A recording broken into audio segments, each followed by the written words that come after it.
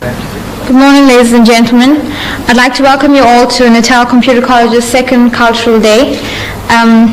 Thank you all for attending, and without much further ado, we'll commence to the first item, which is by the Muslim Students Association. Thank you, Madam MC.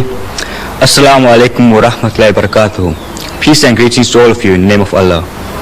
The Muslim Student Association extends a warm and cordial welcome to our guest speaker, Mr. Deidat, the staff and students of Natal Computer College. Mr. Deidat will be discussing the topic, the Quran and the computer. After his talk, students will be given the opportunity to ask Mr. Deidat any questions. Please feel free to ask him any questions whatsoever. Mr. Deidat.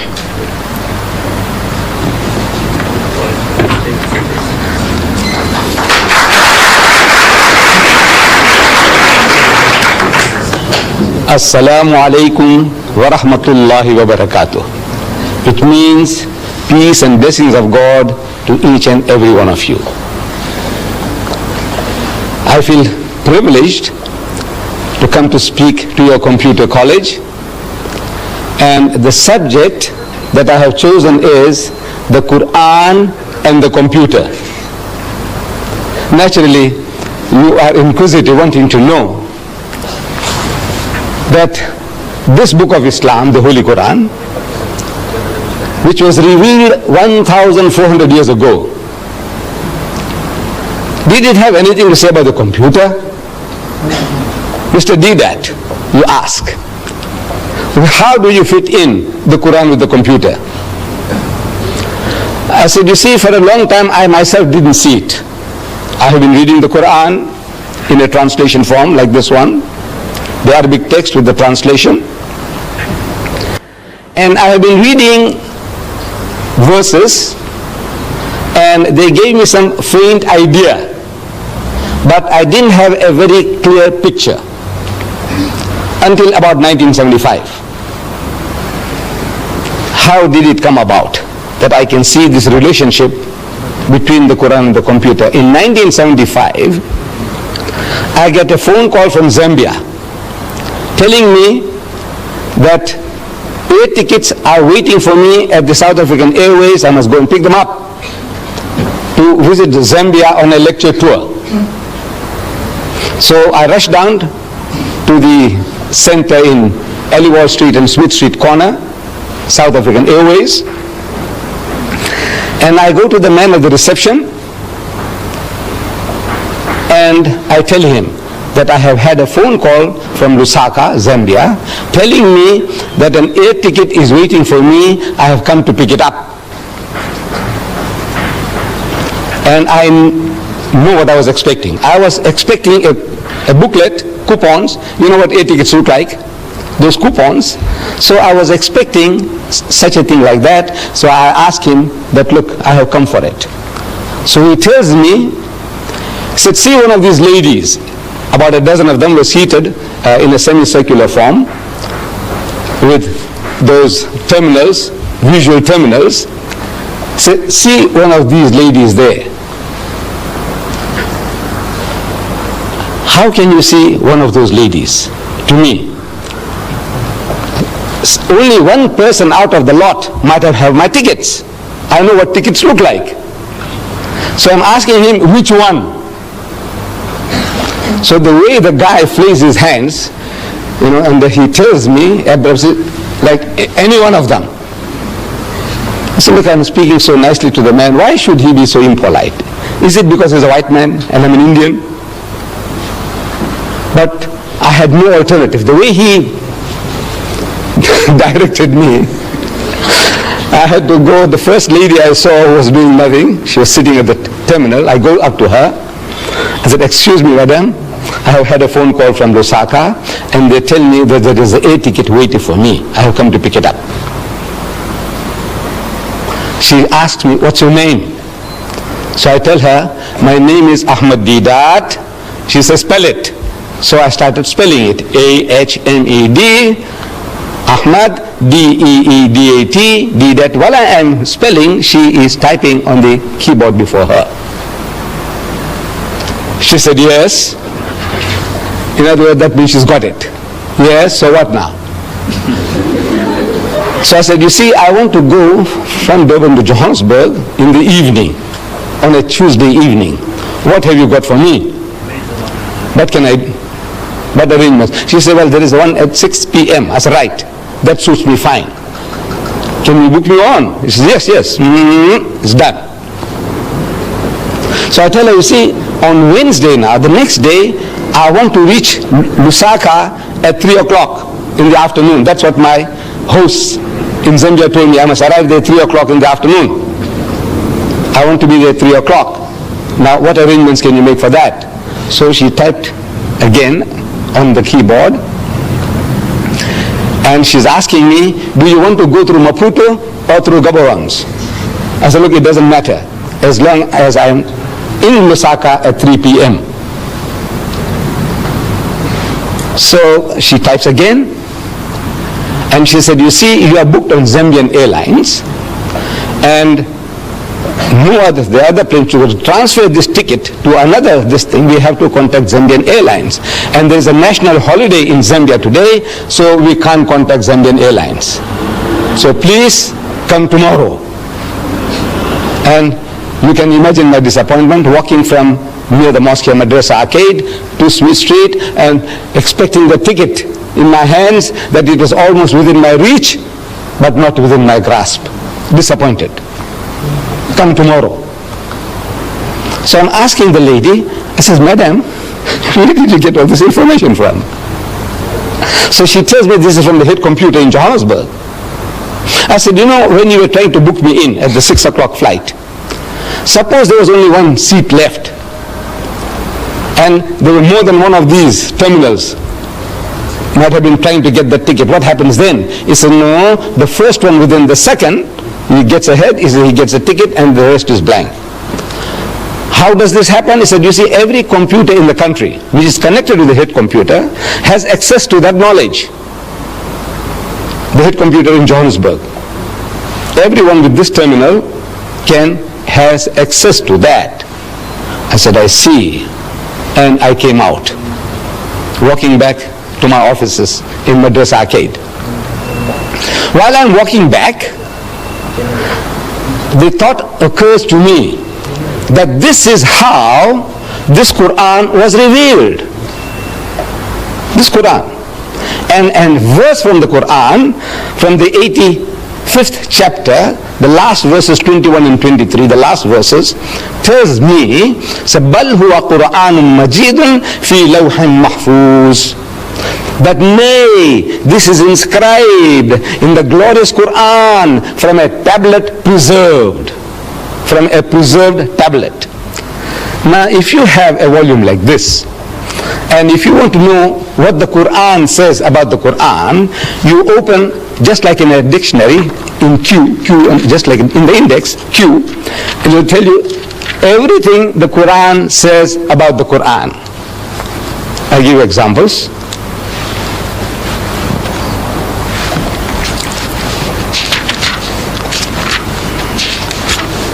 Quran. The divisions of the Quran, how it's divided into chapters and verses. Inspired message cannot be produced by other than divine agency. Verses, fundamental and allegorical, these are different topics.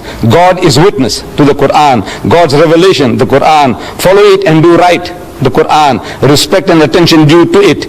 Book of wisdom, the Quran. It's in Arabic, the Quran. Described, and on and on and on. What does the Quran say about the Quran? The last subject in this index on the on the Quran, it says the tablet preserved. The tablet, this, when you have it, you'll be able to see it with your own eyes. It says tablet preserved, chapter 85, verses 21, 22. I read it to you. So the picture comes to me, this is how it happened. See, the whole picture comes along, the history of Muhammad, that he was in Medina, I have been reading, and a Christian deputation had come from Najran, an outskirt of Yemen. They had heard that another Arab now, he's claiming to be in communion with God, he's claiming to be a prophet. So these Christians, they said, let's go and see this another Arab, and we will question him, cross-examine him, want to know what does he know about religion. So they come to Medina, and they are housed in the mosque of the Prophet. They sleep in the mosque, they eat in the mosque, and they have a dialogue in the mosque for 3 days and 3 nights. It's going on. During the course of that discussion, the spokesman for the Christian is posing the question, among so many other things. He said, all right, now tell us, O Muhammad, what is your concept of God? And Muhammad, according to tradition, he doesn't just start answering. He, so to say, presses his spiritual buttons. There were no buttons to press. But I said, so to say, he presses his spiritual buttons, trying to commune with God. He said, oh my Lord, what shall I say? What shall I say? He could have made a case, like we do. At times when we are asked questions, we have no ready answers, so what do? We beat around the bush, we fumble to gather our thoughts. You see, it's like this, and it's like that, and so on. While we are talking, while we are trying to share, our thoughts are coming into focus. That's what we do. If I were to ask you, my children, what is 6 times 6? Immediate answer. I take it. 36. 6 6 36. I said, what is 12 times 12? You say 144. Because you have a ready answer. But if you didn't have a ready answer, what do? You say, well, you see, 6 times 6, you take 6 and you put 6 times 6, 6, 6, and then we add, and 6 and 6 is 12, and 6 is 18. And you are fumbling for the answer, but you will get it, but you fumble for it. That's how what we normally do. Muhammad doesn't do that. He could have said, you see, our concept of God is almost identical to yours. You see, you believe in the God of Abraham and the God of Moses and the God of... He said, well, we also believe... This is how we all talk. That's how we talk. Not so Muhammad. He's asked a question, and he must get it from the highest authority, from the head computer. So what he does, he presses spiritual buttons, and comes the answer through his mouth. He is the end terminal. Every prophet of God is an end terminal of that head computer, the knowledge of God. If you are that, you have access to that computer, the head computer, and you have a problem, and you commune, say, oh my Lord, what shall I say? He said, tell them, Moses was told, tell them, thou shalt not commit adultery, thou shalt not covet thy neighbor's wife, thou shalt not steal, thou shalt not kill. So he's telling them, from the head computer, whatever knowledge is given, the prophet of God, the man of God, he articulates them. So he wants to know, what shall I say? Comes the answer. You will see it in the 112th chapter of the Quran. Amazing. You open the chapter, it begins. Qul huwa Allahu ahad. Say, he is God the one and only. Allahu samad, God the eternal absolute. Lam yalid wa lam yulad. He does not beget and is not begotten. Wa lam yakul lahu kufuwan ahad. And there's nothing like unto him. Finish. Whole chapter is finished. 4 verses. And back to normal. He said, you see, this is our concept of God. When he spoke, while he was speaking, the normal discussion was on a different level of speech. Now, when he's uttering those words, he's on a different level.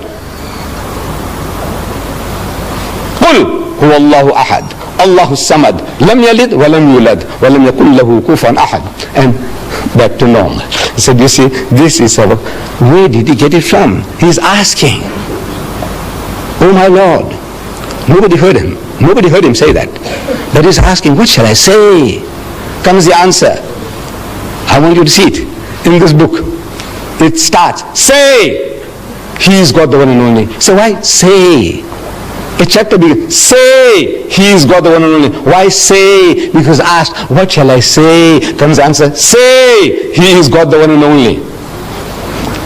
Now, this is how every verse of the Quran was revealed to the Holy Prophet Muhammad according to his needs from the head computer. He is the end terminal. As I said and I repeat, every prophet of God, every true messenger of God is that end terminal. We are not. We haven't got that facility. to make a direct contact with the head computer. Now this preserved tablet, what is a tablet? To me, that screen is a tablet, a visual screen. Your blackboard is a tablet. Your whiteboard or your green board, on which you write, is a tablet. Your computer chip is a tablet. The tablet of stone on which Moses wrote the 10 Commandments is a tablet. Now this tablet that God is talking about is not made of metal or stone or the silicone chip. It is a spiritual tablet, a spiritual knowledge. It is not material. Now what do you want to know? What else do you want to know? This is some aspect of what the Quran says about the Quran. What do you want to know about the Muslims and about Islam? Everything is in this book. The easiest way to have access to this knowledge about the Muslim is the book. We ourselves, we might be confused. The Muslim can be confused on so many things. But if you want to know authoritatively, what does your book of authority, the Quran, say? So you go to the Quran. So if you open the index, some of the subjects, I just give you a quick glance at some of the subjects. This book, claiming to be from God, naturally it must tell us everything about God that we can know. So, under G, look for God. There are more than 140 different references that you have access to from here, from this book, from this index. God. He is your protector. Chapter 2, verses 257 and onwards. He is the creator of all. He is most bountiful. He is merciful. He is most kind. He is beneficent. He is the orphan's shelter. He is the wanderer's guide. The guy who is wandering around, he is a guide to him. He satisfies your needs. God present everywhere. He is unity. He is one, not one in a trinity. He is not one of two. He has got no begotten sons. He is wise. He is best disposer of affairs. He is most high great. He is irresistible. He is never unjust. He is exalted in power. He is free of all wants. He is worthy of all praise. And on and on and on. You want to know what does it say about man? Under M, look for man. Man means mankind, men and women. Man. Let's see what it says about man. Man.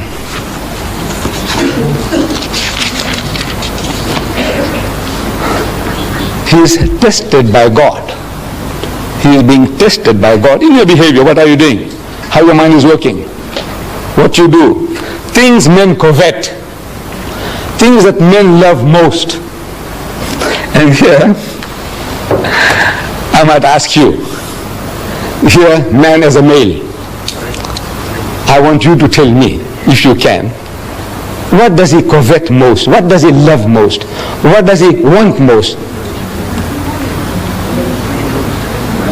Huh? Money.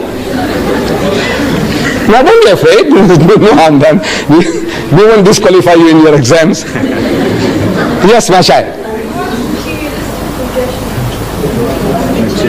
Materialistic.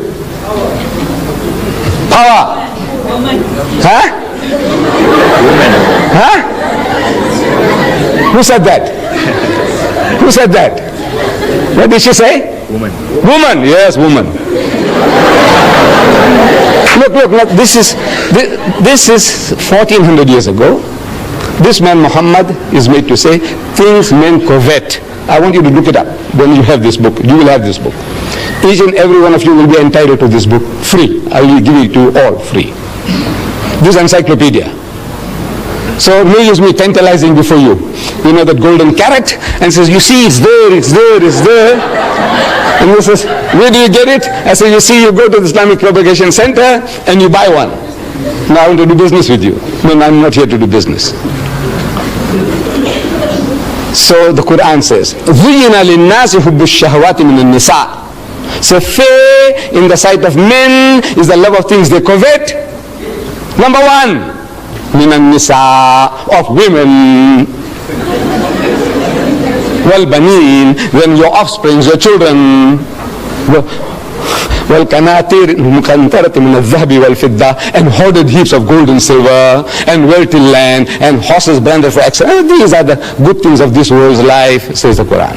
But the nearness to God is the best of goals to strive for. Number one, the greatest distraction for man is woman.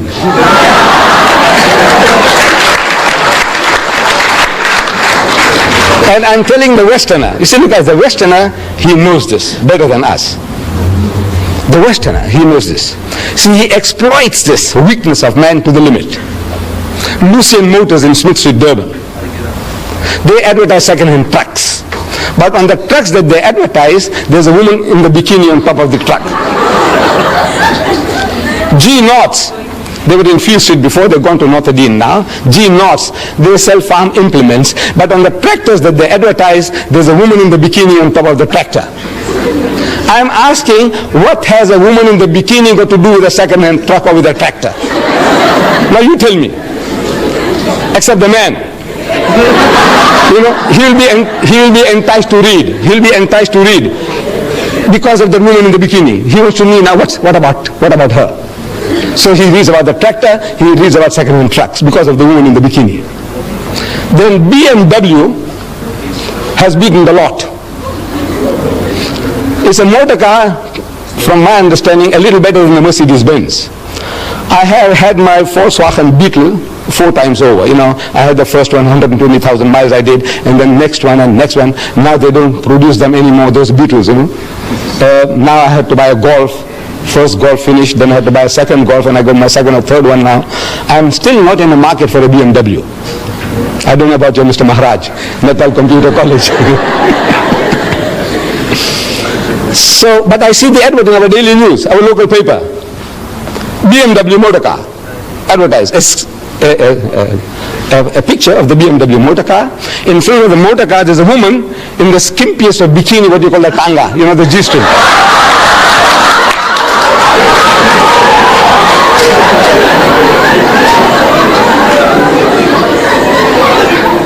And in front of the motor car, this woman is standing, you know, in a lustful, enticing pose. You can almost hear her saying, come on, come on.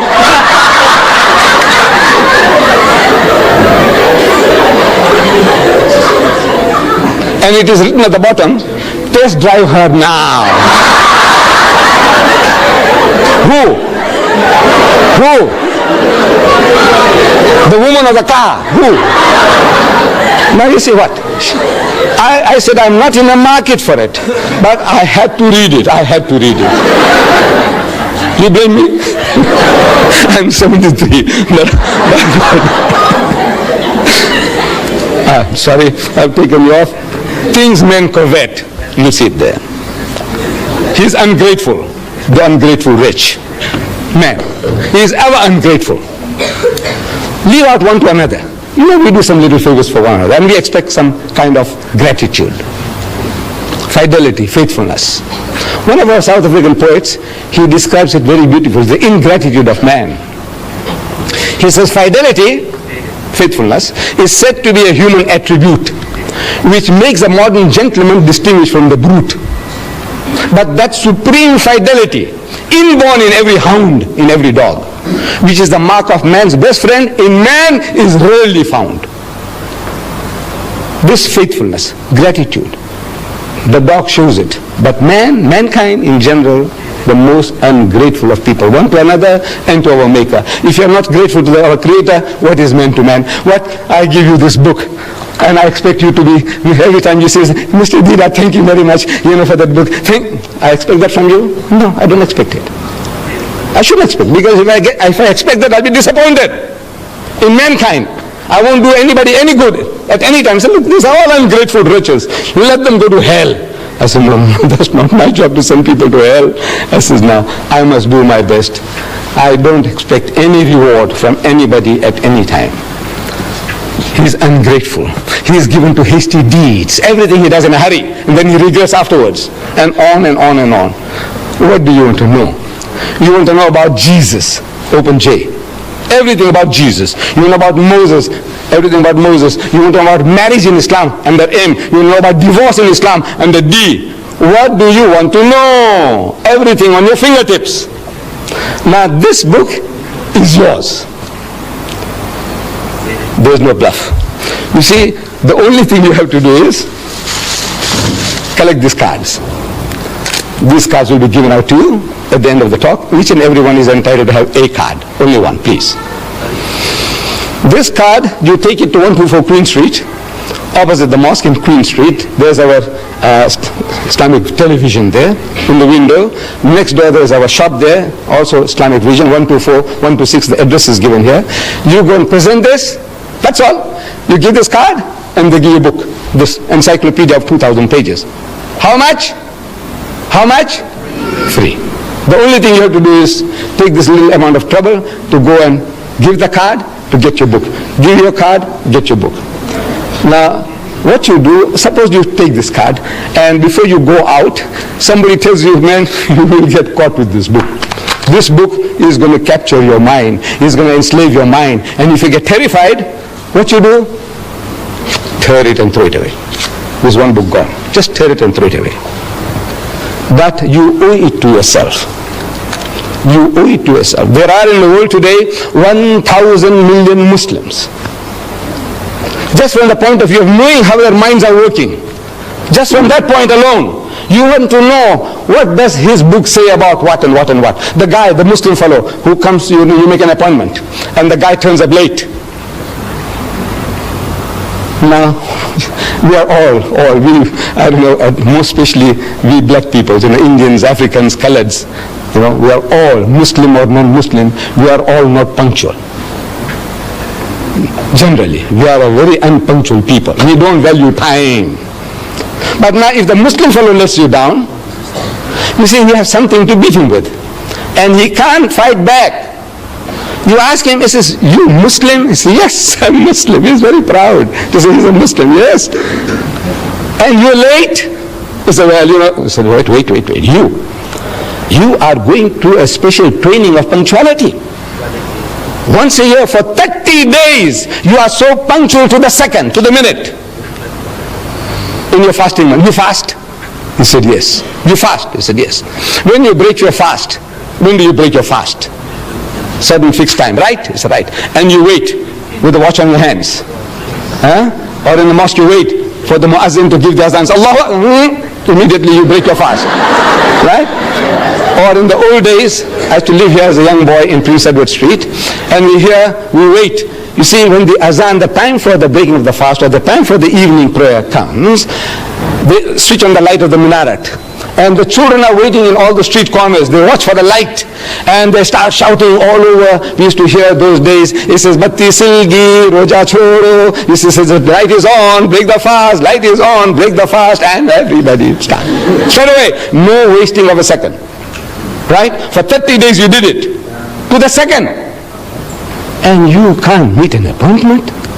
You are the fittest guys in the world for appointments, for punctuality. That's what you are trained for. And you give it to him. You find a guy eating pork chops. You may say, you Muslim? He says, yeah. He says, I thought your book says you can't eat the pig. He said, no, this is ham. He said, look now what you're talking about. That's a pig, man, piece of pig. Call it ham, call it bacon, call it Vienna sausages. It's pig. Tell him so. So, can you see now, if you just know, it puts you on a better wicket. And I want to put each and every one of you on a better wicket to put the guy right. My Muslim brothers and my children, put them right, and you will get pleasure in it. Because, by God, because you are not creating offense. You say, look, this is your teaching, Mr. Deedat. This is your teaching. So, this is what I'm offering to you. This book it's a book of ornamental for you from the knowledge point of view, the psychology of man, about religion in general. You want to know about karma. Have you heard the word karma? Yes. There's a Hindu term, karma, the law of cause and effect. The law of cause and effect. That every action has a reaction. Beautiful. We believe in that. Everything you do, it has its repercussions. Karma. You want to know about karma? Open K in this book, and you say about karma. You know about lingam. I don't know whether you know. And the L, you'll find lingam there. In this book, believe me. In this Quran, what do you want to know? So you owe it to yourself that you take this little trouble of carrying this card and going along and reading it for this book. Absolutely free of charge. Now, my dear children, Mr. Chairman and the lady here, I leave myself open to questions, any questions. You can ask any questions. Even criticism will be welcome. I assure you, my children. This old man can take it. I am yours. Yeah.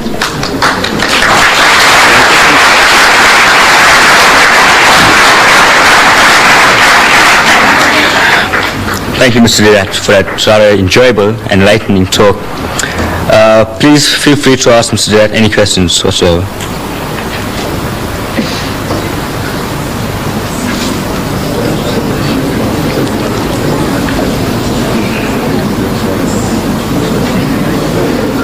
Yes, my child. What are Jews and Muslims enemies?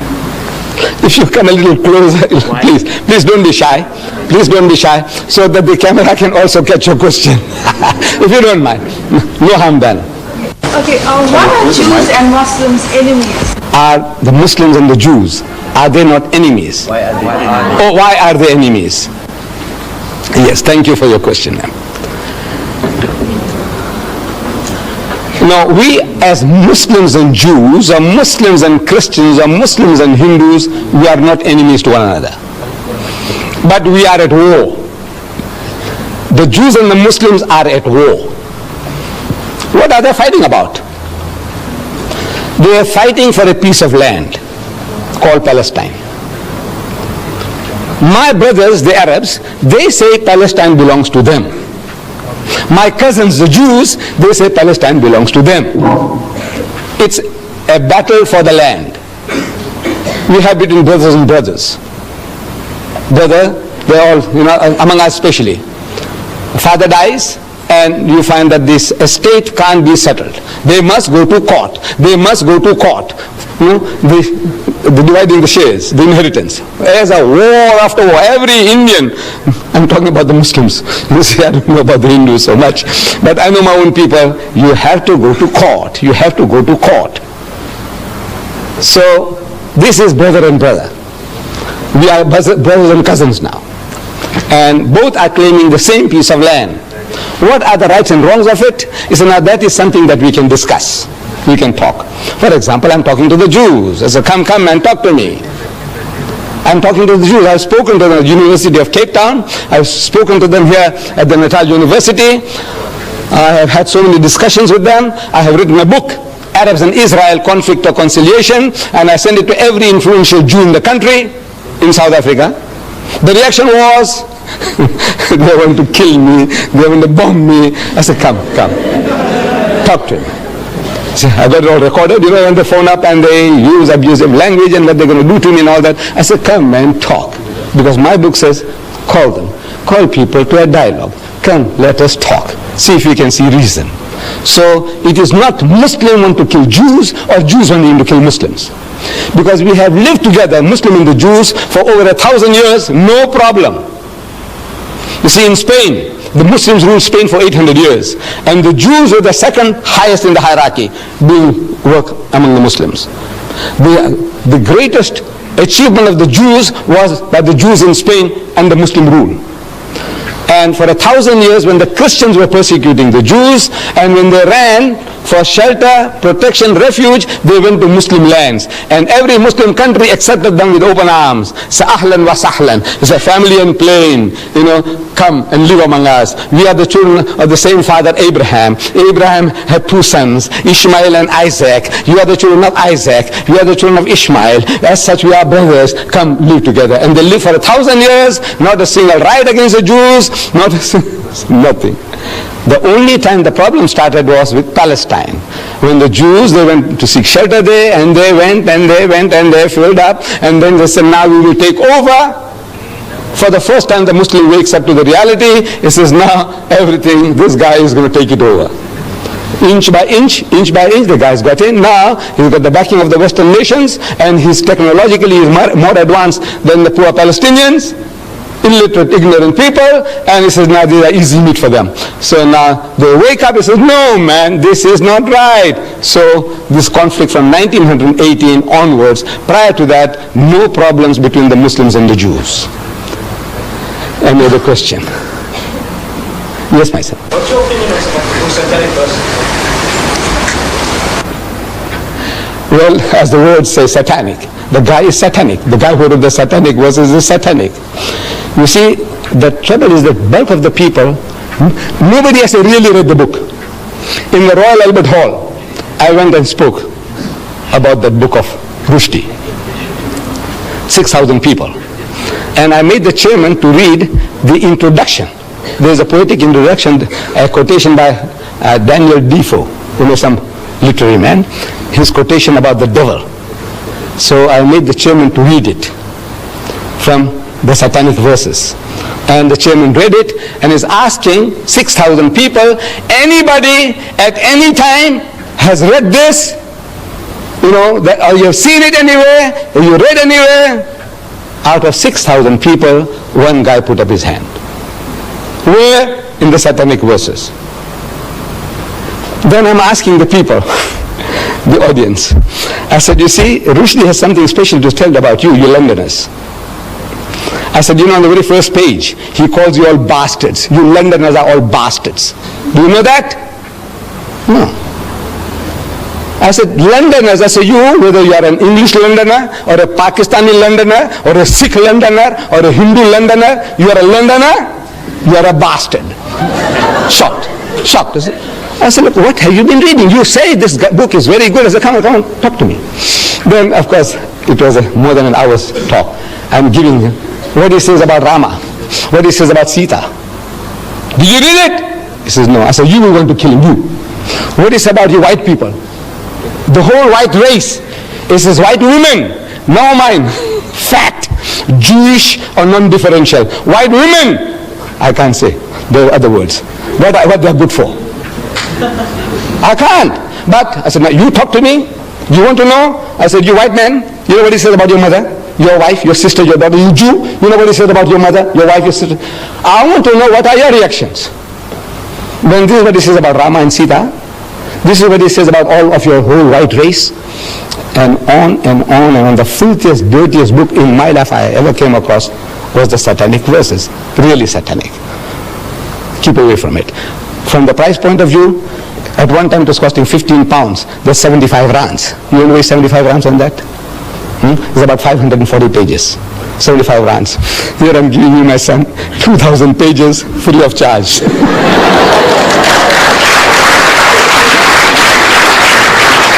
Yes. Deidat, just a while ago, you told me that Allah is very merciful and ever merciful. Now, I know someone rushed you or terribly wrong, but anyway, we're living in the modern times now, and we have freedom of speech, freedom of writing. But that's besides the point. If Allah is merciful, who are we, the people, to report judgment of Rushdie? Because, you see, we didn't create Rushdie. He was created by God himself. And who are we to formulate opinions and impose death sentences upon him when we have God himself to decide? Now, if Allah is merciful, why can't we be merciful? Beautiful. Beautiful. I'm an atheist student, right? And my scriptures teach you to be obedient, merciful, and sympathetic to whoever you meet. Now, we must sympathize with Rushdie. We understand he has a problem, but we're not in a position to impose death sentences upon him as a late Ayatollah Khomeini did. Now, I appeal to the Muslim people and Muslims in general to forgive Rushdie and give him a break and allow him to apologize and take back his case.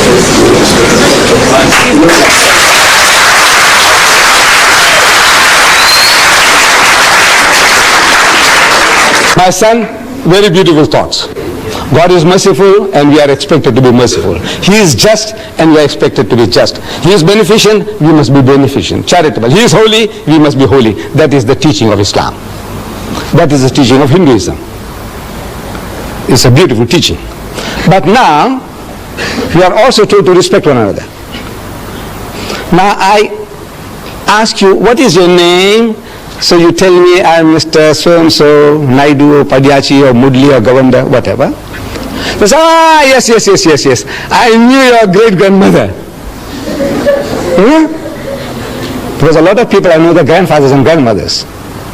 I'm 73 now. Since I was a young man, I have been moving around a lot, you see, I know.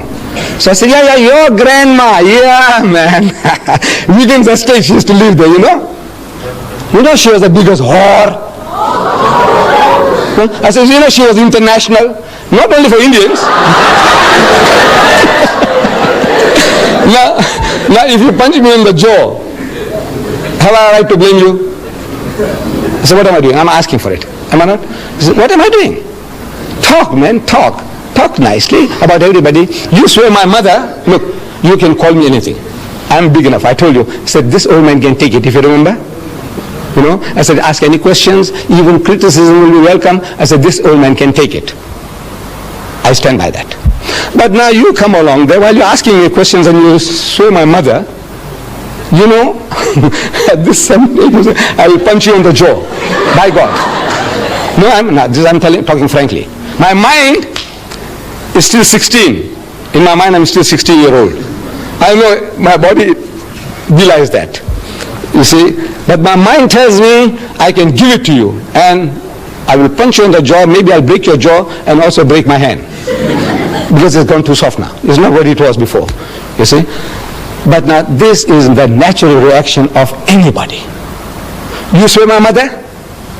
Look, call me anything, man. Call me an ox, call me a donkey, call me a fool. I can tolerate you. But leave my mother out of the picture. You understand? Don't talk about my mother. Don't talk about my wife. Don't talk about my daughter. Now there I'm going to go berserk. You blame me for that? You see, the Western law, beautiful. It protects the living. If I call your mother a whore, your mother has a right to take me to court. Did you know that? She has a right to take me to court for besmirching her fair name. I call her a whore. I must go and prove it. In the house of Islam, as a Muslim, in a Muslim country, if I call your mother a whore, I must produce 4 witnesses to prove it. That I saw her actually committing adultery. Not one, I saw another 3 witnesses. We all are eyewitnesses. And all the witnesses, you know, if they have to come to testify against your mom, they'll have to be consistent in their evidence and the cross-examination. If one of them fails, all the 4 will get 80 lashes each. You besmirch the fair name of a lady? Now, that is Islamic law, Western law, law of defamation. You say something about a living person, that person has a right to take you to court. That you know. But you see, Western law doesn't protect the dead. Your mother is dead, and I call her a whore. And I'm a big bully. I have a big gang behind me. I say, go on, do what you like. What can you do? What can you do? Nothing. You're helpless. Because the law doesn't protect this. And look, then now we must bring your mother out of the grave to come and say, look, I know I was not a whore, which we can't do. So the stigma sticks. So that guy, I have no right to forgive. If somebody saw your mother, or I saw your mother, these people have no right to forgive me. Your mother has a right. If she's living, she has a right to forgive me. You forgive me, your brothers and sisters forgive me, your father forgives me, your mother forgives me. But if your mother is dead, if she's dead, I get away with it. So this is the law why the man says, now you say something about my mother which is blasphemous, and the law of blasphemy in the house of Islam is death. Yes, anybody else? Yes, my son. Just one second. Let's give that young man a chance first. We'll come back to you. Yes, my son. What, do you believe in Satan? Yes, that there is a power, satanic powers. I do believe. Yeah. How come with these Satanists, how come they only oppose the Christian religion and not the Islamic religion? Maybe they have nothing to chew on. You see, the satanic people, what do you say? There's a cult. Is that what they're attacking the Christians, you say?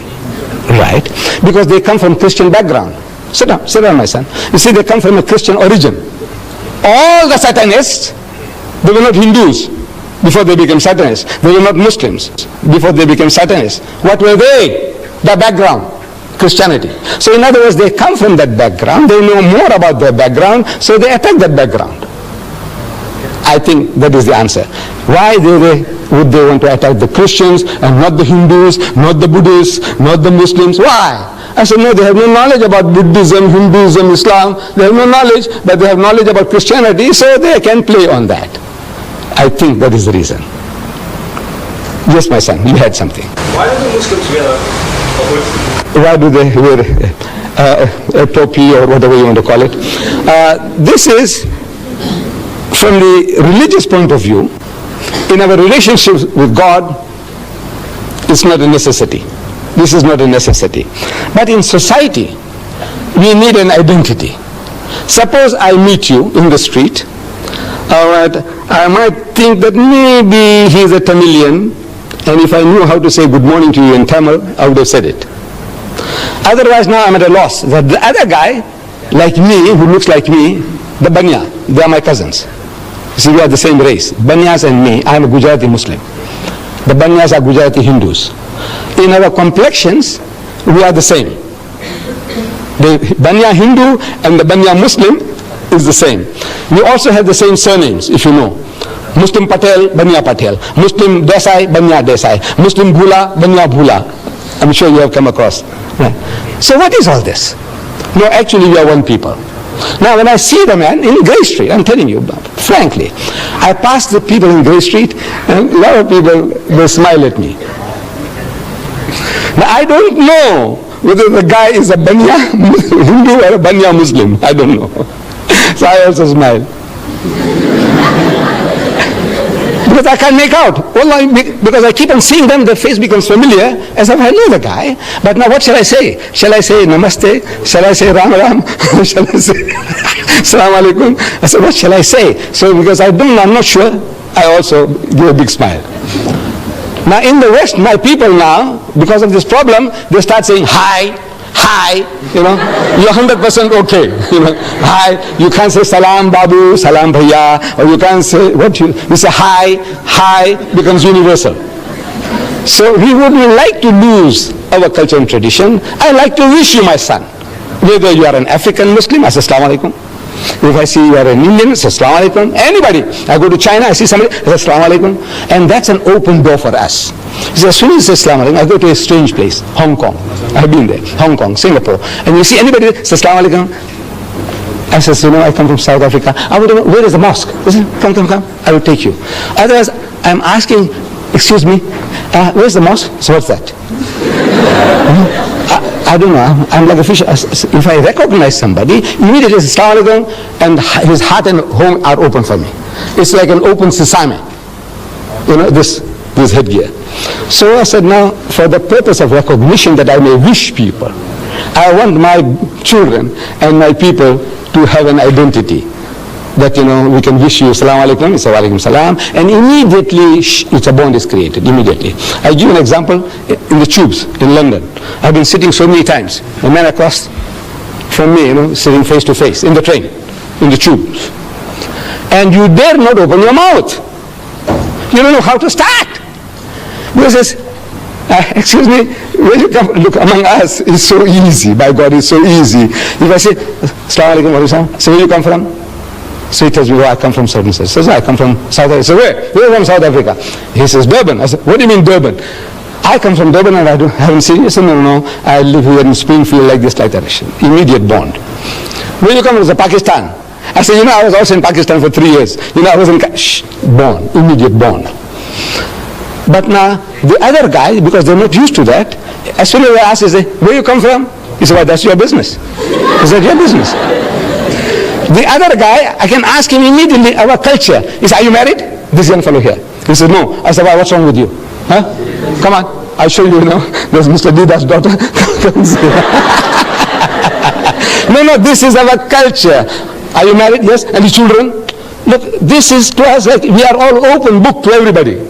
We want to know, we want you to know everything about me, and I want to know everything about you. And this does it when I know that this is our cultural background. I can talk to you more freely. Otherwise, I'm afraid. If as soon as I ask you some question, you say, what are you from the inspectorate? Receiver of revenue? What is it? Yes.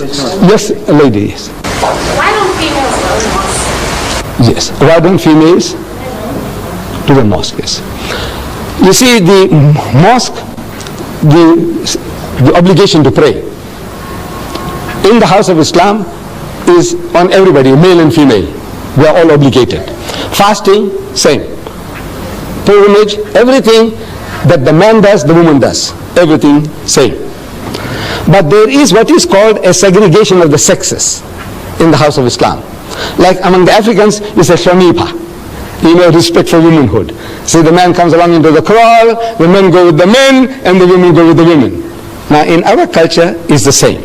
There is what is called a segregation of the sexes. Men and women are not allowed to freely intermingle. So in the absence of a separate facility in the mosque, where they can come into the mosque without intermingling with men, they pray at home. But now in the mosques in South Africa, provisions are being made.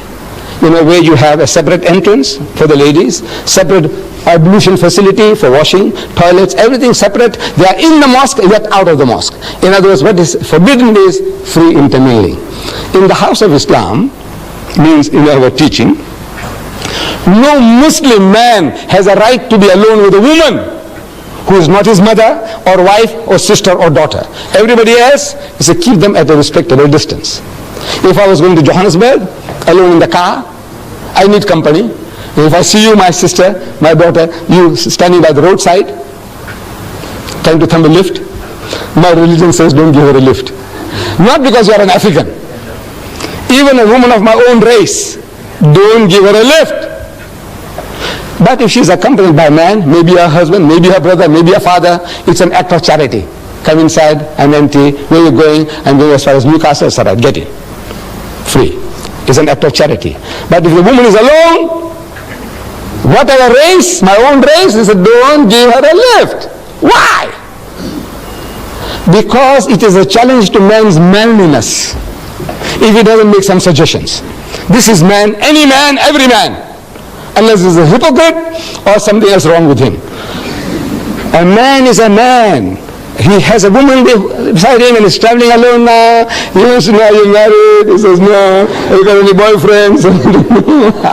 He was, are you married? How long? 15 years. Any children? He says, no. He says, Mr. Naidu, working hard enough.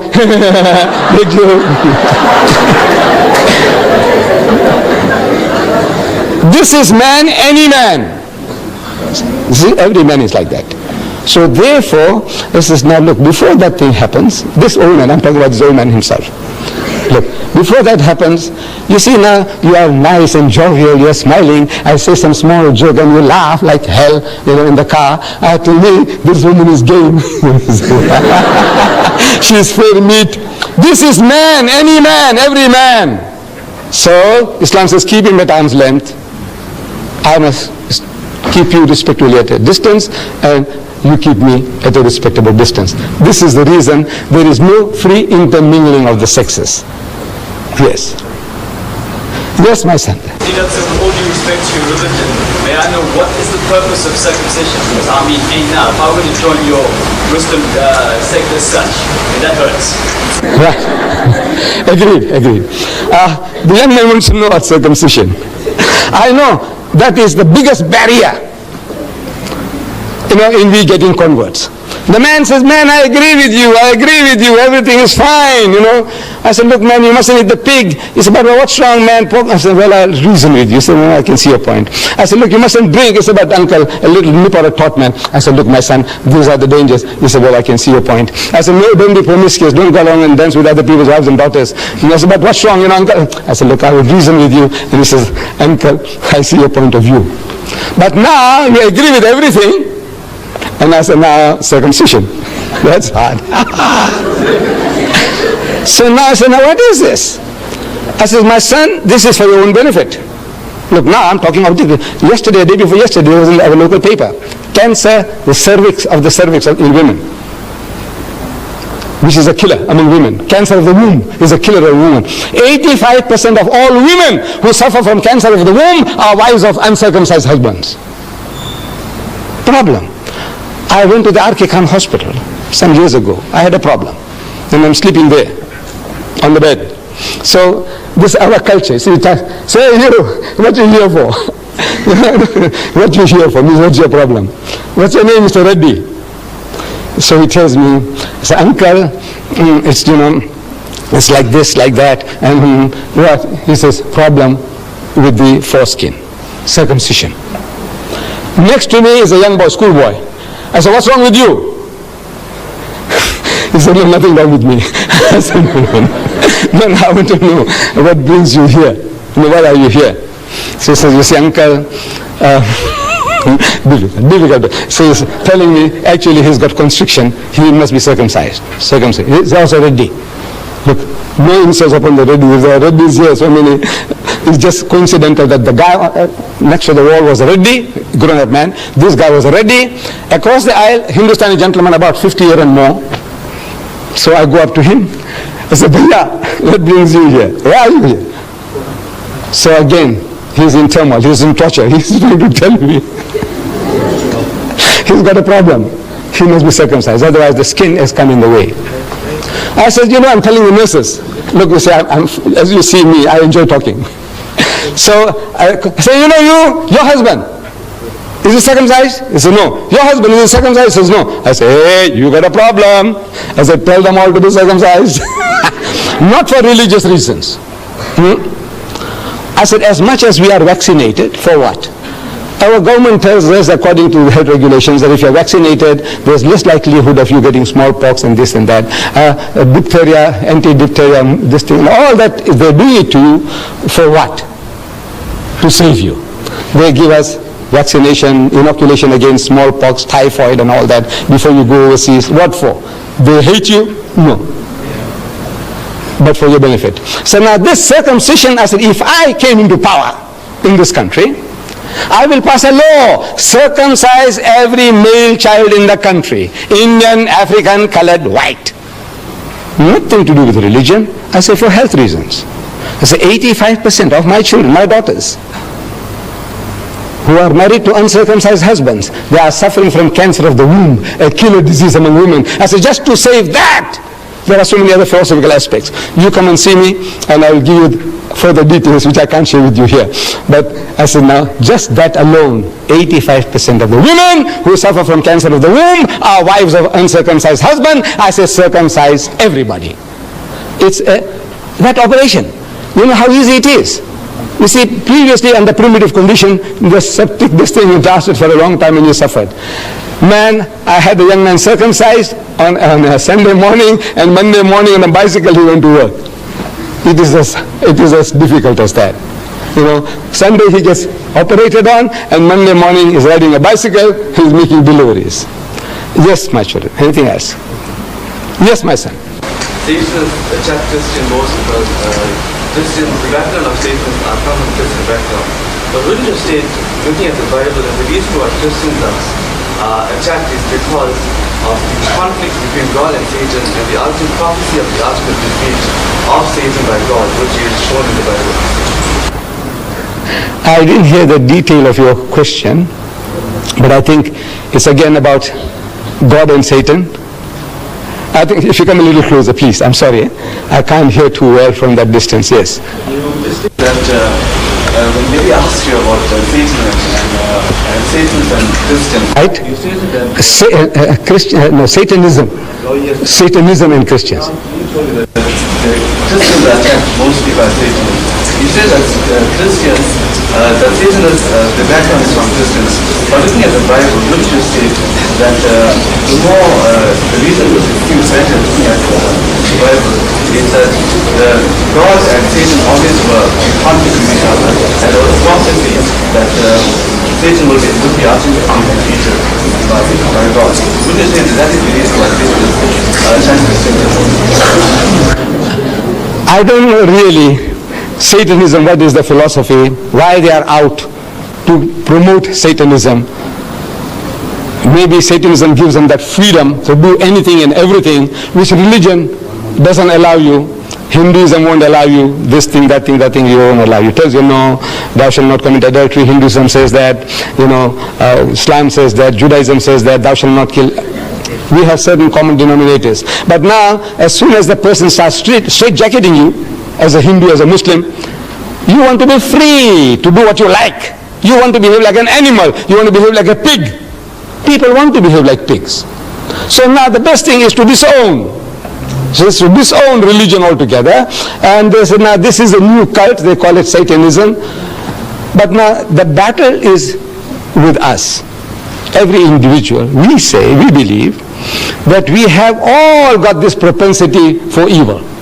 We have two qualities in us, towards godliness and towards earthliness, devilishness.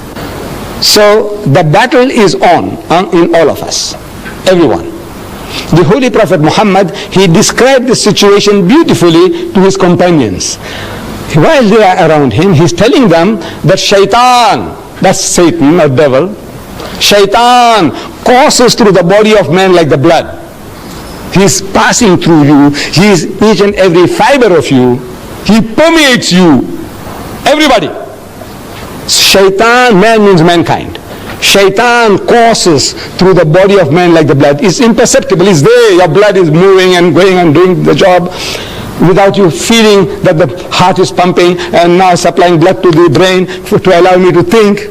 Without that I can't think. But all this is all automatic. Similarly, this evil propensity also in man is permeating him like the blood. Everybody. Muhammad says yes, everybody. He said, what about you? So they had the right to ask questions. You too. He says, me too. But mine is under control. Only difference is that the temptations are there, everybody, unless there's something wrong with you. You remember I described before? Something wrong with you. You are impotent or you are lunatic. Those are different matters. But otherwise, everyone, we have these propensities and the battle is on. And we are to overcome those evil propensities. You say, the devil, the devil. You go and steal and you blame the devil. You go and rape and murder and you blame the devil.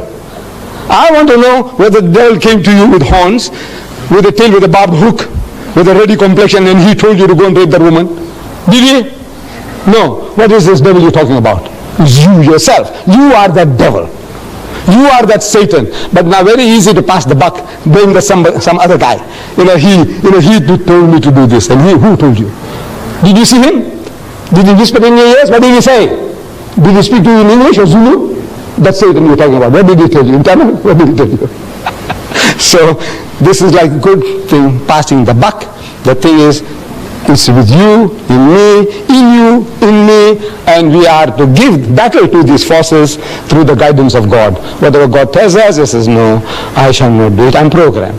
So we are shown the two broad highways according to the Quran, two broad highways, one leading to salvation and the other leading to hell. The choice is yours, and you have the freedom of choice. That will, freedom of will is given to you. You make your choice and you make your decision, and therefore you are accountable. You will have to pay for it. You might get away here, but not in the hereafter. Yes. You want me to continue? Yes. So if you have any more questions, I'm here.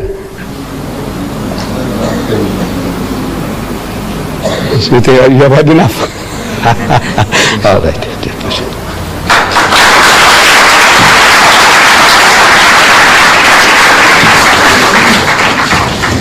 Thank you for your questions. That brings us to the end of our presentation. And once again, to our guest speaker, Mr. Ahmad Deidat, thank you very much.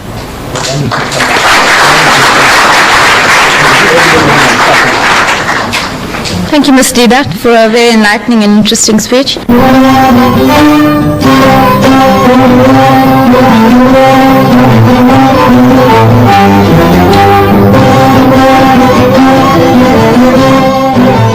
Just